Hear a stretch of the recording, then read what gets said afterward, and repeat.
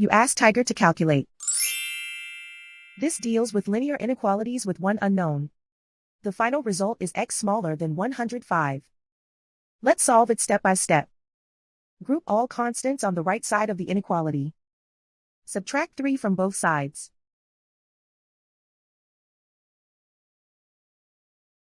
Simplify the arithmetic.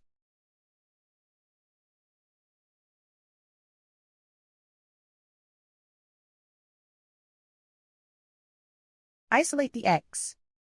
Multiply both sides by inverse fraction 5/1.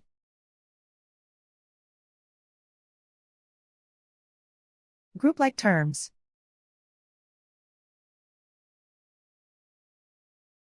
Multiply the coefficients.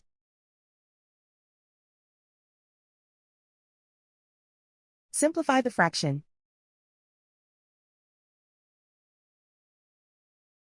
Simplify the arithmetic.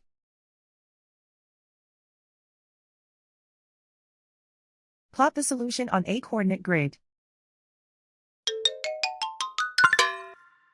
And so the final result is x smaller than 105.